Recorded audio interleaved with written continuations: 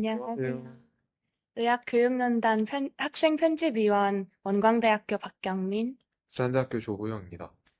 예, 먼저 오늘 명곡 의학교육대상 수상을 다시 한번 진심으로 축하드립니다, 교수님. 예, 감사합니다. 네, 오늘 교수님의 의학 연구 여정과 여러 가지 개인적인 견해에 대해서 듣기 전에 먼저 한번 교수님께서 소개를 좀 해주실 수 있을까요? 예, 저는 지금 연세의대 의학교육학 교실의 교수로 있는 전우택입니다. 저는 연세의대 졸업하고 그다음에 정신의학을 전공했고요. 정신과에서 교수로 생활을 하다가 2005년부터는 의학교육학 교실로 소속을 바꾸어서 지금까지 활동하고 있습니다. 그동안에 의학교육에 관계되어서는 저희 이 의학교육논단 편집인을 한 20년 정도 했고요. 그리고 의학교육학회 회장을 역임한 바 있습니다. 오늘 명곡의학교육대상을 과분하게 받아서 아주 영광스럽게 또 저보다 훨씬 많이 활동하신 분들 많이 계신데 또 그분들에게는 좀 송구스럽게 그렇게 느끼고 있습니다. 이번엔 다른 질문으로 넘어갈 건데요. 혹시 이번에 수상하시면서 조금 가장 기억에 남았던 순간이 있으신지 여쭤보고 싶습니다.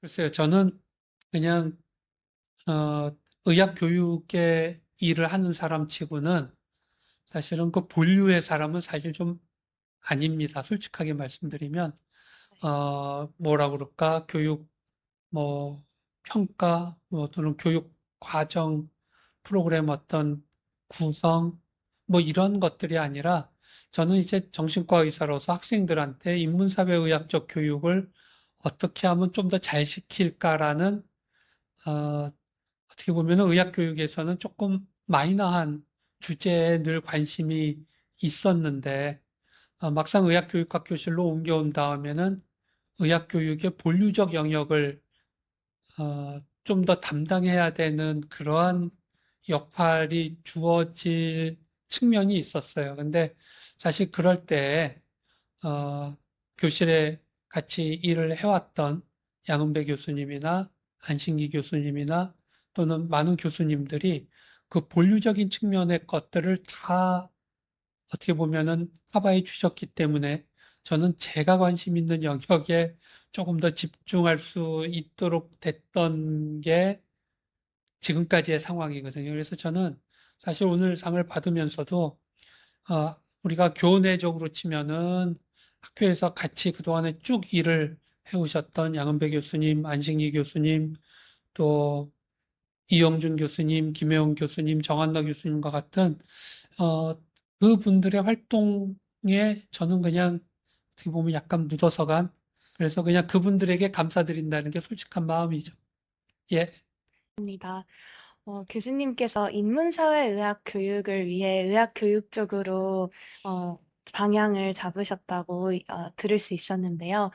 이런 인문사회의학 교육을 하시게 된 계기와 그 다음에 그것을 적용하는 과정에서 어떤 거를 지금 가장 중요하게 생각하시는지 의견 여쭙고 싶습니다. 예, 감사합니다.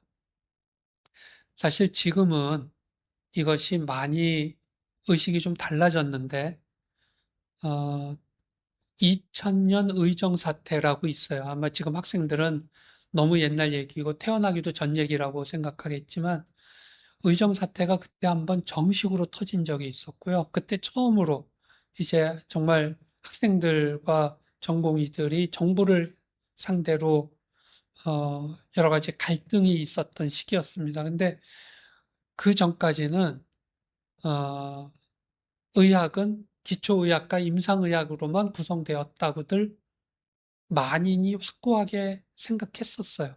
그랬다가 의정 사태가 터지고 어, 뭐라 그럴까요? 사회와의 커뮤니케이션을 해야 되는 일들이 발생을 하게 되고 이것이 임상 기술이나 기초의학적 지식이 중요한 게 아니라 사회의 상황, 사회의 의견, 그리고 거꾸로 의사들이 사회를 향해서 무언가를 이야기하는 이런 것의 필요성을 처음으로 의사들이 공감하는 일이 발생합니다. 그전까지는 의사들이 인문학적이거나 사회과학적 이야기를 하면 그건 개인 취미 생활로 하라는 정도의 분위기였다가 이게 중요하네 라는 인식이 높아진 것이 사실은 인문사회의학이 도입될 수 있었던 중요한 하나의 계기가 된 일이 있었습니다. 그리고 점차 의학 교육 내에서 의료 윤리나 의료 커뮤니케이션이나 이런 것들에 대한 교육 양이 점차 늘어나는 필요성을 느끼게 되었고, 의료법 이런 거가 이제 국가고시 시험 문제로 출제되는 것이 더 강화되기 시작하고, 하여간 이러면서 하여간 기초의학이나 임상의학은 아닌데 의사들이 반드시 숙지해야 될 또는 그 영역의 능력을 가져야 될 부분들이 이제 좀 더 인정되고 확산됐다. 이제 그러다가 이제 한 3, 4년 전부터는 소위 말해서 그 헬스 시스템즈 사이언스라고 하는 HSS라는 용어를 갖고 미국이 그러한 부분의 필요성을 강력하게 제기하게 되면서 이제 우리나라는 이제 이미 의료인문학 또는 인문사회의학이라는 명칭을 갖고 이 영역을 다뤄왔는데 이제는 기초의학, 임상의학, 이제 인문사회의학이라는 세 개의 축을 의학의 어떤 구성 요소로 생각하는 데까지 왔다. 그래서 뭐 어떻게 생각하면은 의사들이 그냥 어, 물리화학, 생물만 잘하는 사람들이 아닌 그 질병으로 말미암아 고통받는 인간과 사회의 문제까지를 이해하고 뭔가 접근할 수 있는 능력을 갖춘 의사가 되는 것. 이제 이거를 목표로 한 게 그동안의 활동이 아니었을까, 뭐 이런 생각합니다. 아, 책이 이제 교수님께서 저술하신 의학교육의 미래라는 책인데 저도 굉장히 인상 깊게 읽었고요. 여기서 이제 좋은 의사에 대한 표현이 굉장히 많이 나오는데 교수님께서 생각하시는 좋은 의사란 어떤 것인지 한 말씀 듣고 싶습니다. 제가 생각하는 의사라기보다는 저의 가족이나 친한 친구가 암에 걸려서 이제 투병 생활하다가 죽는 마지막 순간까지를 같이 해보니까 평생 저도 의대생들한테 뭘 가르쳤고 의사란 이래야 된다. 그리고 제가 가르쳤던 사람들이 주치의가 되어서 제 가족이나 친구를 돌보는 과정을 겪어보니까 의사가 이런 의사여야지 내 담당 주치의가 이런 의사여야지만 되겠구나. 라는 아주 절박한 거를 저도 새삼스럽게 느낀 게 있습니다. 뭐, 딴 거야, 뭐가 됐든, 뭐, 우리가 다 같이 느끼는 거지만, 첫 번째는 이분이 진짜, 어, 가장 현 시점에서 과학적이고 객관적이고 합리적인 치료를 시행할 수 있는 실력을 갖고 있는 의사였으면 좋겠다. 이게 우선 1번인 건 분명한데요. 이게 2번은 이게 의대 교수가 아니라 환자 보호자가 되다 보니까 의사들이 저한테 상당히 신경을 써서 설명을 해주고 있음에도 불구하고 설명량이 너무 부족한 거예요. 이게 환자 보호자들은 주치의를 쳐다보는 게 아니라 제 입만 쳐다보고 있고 이런 것도 물어봐 달라 저런 것도 어떻게 되냐고 하고 근데 그 짧은 회진 시간과 이런 거에서 의사들이 바쁘다는 건 저도 알지만 환자들한테 배정해주는 시간이 너무 적은 거예요. 진짜로. 그리고 환자들은 궁금한 게 너무 많은데. 근데 그리고 그거를 종합적으로 예를 들면은 암이 진행되면서 갖는 문제도 있지만, 식사를 잘 못해서 갖게 되는 어려움도 있고, 거기다가 이제 원래 있었던 관절염이 움직이지 못하니까 점차 나빠지고 있고, 거기다가 피부과에 뭐가 생겼다. 그러면 이거를 주치의께서 저는 암 전문이기 때문에 그냥 여기까지고 나머지는 다른 과 의사하고 상의하도록 제가 자문 의뢰를 하죠. 끝. 근데 지금 그 자문 의뢰 되신 분이 병실 문에 오시기까지는 2주가 걸리거든. 음, 그러니까 이거는, 뭐라 그럴까요? 환자의 고통을 종합적으로 다 한꺼번에 해결해주는 원스톱 센터가 작동을 안 해주면 환자들은, 그 보호자들은 진짜 너무 힘든 거예요. 그래서 저는 몇 가지 하는 생각, 첫째는 실력이 있어야 되고, 두 번째는 커뮤니케이션을 훨씬 더 해야 되고, 세 번째는 안고 있는 모든 문제를 하여간 원스톱 시스템으로 해결해 주는 것의 책임자로서의 의사가 만일의 주치의가 그 일을 다하기가 힘들면 병원을 입원 시스템으로 돌려야 되는 게 아닐까? 왜냐면 저는 제 친구들이나 가족들한테는 제가 그 역할을 했거든요. 근데, 오케이, 원스톱 서비스 시스템 담당 의사로서의 나의 역할을 나니까 해줬지만, 이거는 다른 환자들은 전혀 이런 혜택을 못 받는데, 그러면 이거는 병원에서 이거를 해줘야 되는, 사실은 요새는 간호사들도 굉장히 이 일을 잘 해주시긴 해요. 그런데 환자와 보호자와 주치의 사이의 커뮤니케이션을 뭔가 이 코디네이트 해주고 일들이 오해 없이 정확하게 이루어지는 것을, 이거를 누군가 이것만 하는, 사실은 지금 이거 호스피탈리스트라고 하는 새로운 그룹의 의사들이 병원에서 활동을 하고 있지만 나는 이게 일종의 메디컬 코디네이터적인 기능을 하는 의사 또는 전문 간호사의 일도 필요하겠다. 요새는 그 니드가 확실히 더 서비스의 수준을 높이면 병원은 제가 볼 때 그걸 반드시 필요로, 이제 환자들이 필요로 하니까. 그래서 좋은 의사란 이 세 가지를 잘하는 사람이 결국은 좋은 의사겠다. 뭐, 약간 조금 이론이 아닌 경험에 바탕을 두면 조금 그런 느낌이 있습니다. 교수님이시면서 동시에 또 보호자, 환자 보호자의 입장에서 같이 모두 아우르는 귀한 말씀해 주셔서 너무 감사합니다. 다음으로는 학교에서 교육을 담당하시는 교수님으로서 지금까지 교육 현장에서에 대해 여쭙고 싶습니다. 교육 과정에서 만난 학생들 중에 혹시 가장 인상 깊었던 학생이나 또는 교육하는 과정에서 기억나는 에피소드가 혹시 있다면 들려주실 수 있을까요? 학생들이야 수없이 많죠. 수없이 많은데, 이제 벌써 제가 학생들과 직접 커뮤니케이션 하던 시기는 한 지금으로 치면 한 10년 전쯤까지일 것 같고, 10년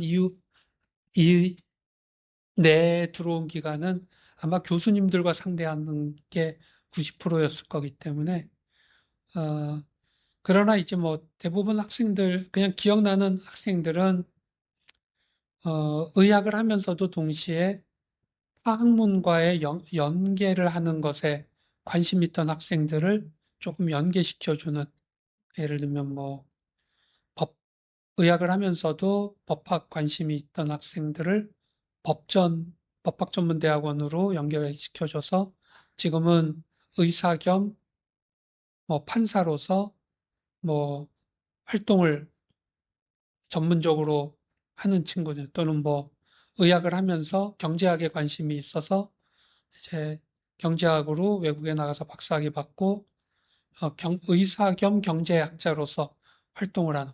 예를 들면 뭐 이런 학생들의 그 예과 1학년 때부터의 모습을 기억을 하니까 이제 그런 기억들이 좀 있기도 하고, 또는 뭐 또 의과대학 공부가 너무 적성에 안 맞아서 그래서 이제 계속 유급하다가 제적당할 시점이 가까워져서 타 학문 분야로 전과하는 걸 도와줘서 타학과로 가서 훌륭하게 잘 활동을 하는 사람으로 되어서 인사 오는 거를 받는다든지, 뭐 이런 다 스토리들이 있는 학생들, 또는 뭐 외국에서 굉장히 연구를 잘해서 이제 의전원으로 들어왔는데, 들어와서는 학교 공부가 너무 못 따라와서, 어, 그래갖고 저희 국시도 떨어지고 또 포기하지 않게 격려해서 국시 합격하고 지금은 또 훌륭하게 잘 연구자로서 활동하는 뭐 이런 다 뭐 많은 사연이 있는 학생들이 있죠. 네, 그렇습니다. 이제 교수님께서 사실은 의학교육, 한국 의학교육에서 이제 과거, 현재, 미래 이제 그 자체라고 이제 볼 수 있을 정도인데요. 이제 교수님께서 활동하시면서 한국 의학교육은 어떤 변화를 겪었다고 볼 수 있을까요? 글쎄요, 뭐 변화라고 한다면 어, 처음에는 어, 의과대학 학장님들이나 의학 교육에 관심 있는 아주 소수의 교수님들이 의학 교육에 대한 간담회처럼 모이셨던 게 학회로 전환이 된 거거든요.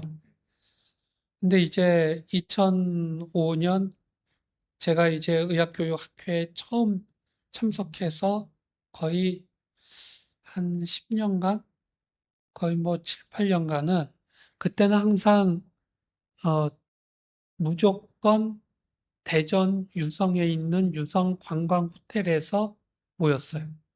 학회를. 근데 그때는 다 합쳐봤자 40명에서 50명 모이는 게 전부였고, 그래서 끝나고 나서 그대로 다 같이 식사를 했어요. 그게 가능한 규모의 학회였어요. 근데 이제 그랬던 것이 점차 이제 의과대학 그 인증평가, 의평원이 생긴 게 결정적 복제가 됐고, 이제는 의과대학마다 의학교육학 교실이라는 것을 만들어야 되는 이제 일종의 강제적 상황이 벌어지면서 아주 폭발적으로 의학교육의 하드 인프라가 늘어난 겁니다. 이제 그게 되면서 많은 교육학을 전공하신 박사님들이 이제 의학교육학 영역으로 들어오게 됐고, 그 다음에 소위 MD 의사 교수님들도 의학교육에 좀 더 많이 참여하는 일이 발생을 했죠. 그러니까 처음에는 정말 관심 있는 분들의 뭐라 그럴까요? 뭐 동호회 같은 네. 느낌에서 이게 분명한 객관적 틀을 갖춘 조직과 기구로 팔바꿈하는 과정을 한번 거쳤다. 그게 아주 중요한 한 번에 점핑하는 기회였다고 생각을 하고요. 그리고 이제 그런 식으로 다시 한 7, 8년 세월이 지나면서 이제는 의학 교육에 관심 있는 분들뿐만 아니라 대학들이 교육의 저변을 대학 내에서 넓히는 일에 좀 더 노력하는 분위기로 이제 약간씩 바뀌어 나가요.